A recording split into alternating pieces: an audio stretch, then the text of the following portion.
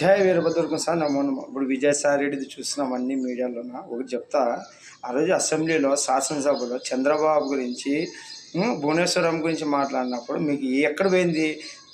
ఆయన కొడుకున్నాడు లోకేష్, మనవుడు కూడా వచ్చినాడు. వాళ్ళు అటువంటి వాళ్ళ మీద మాట్లాడేటప్పుడు మీకు తెల్లారనైనా ఇన్ని మాటలు మాట్లాడతారు. బురద చల్లేటప్పుడు అంటే మీరు చల్లితే ఒకటి, ఇంకోటి చల్లితే ఇంకోటి.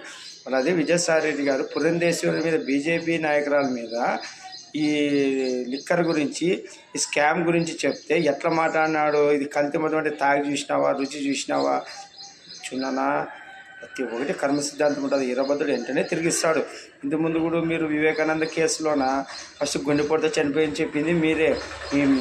మీ మీద ఎట్లా నమ్మకం పెట్టుకుంటారు? అందులో వచ్చి మీరు ఏటు ముద్దాయి జగన్ రెడ్డి గారి కేసులోన, ఆయన సూట్ కేసుల్లోన అంతా ఏటు ముద్దాయిగా శిక్ష అనుభవించి ఇప్పుడు ఎంపీ అయ్యి ఇలాంటి వాళ్ళని పార్లమెంట్ పంపించడానికి సిగ్గుపడాల ప్రజలు.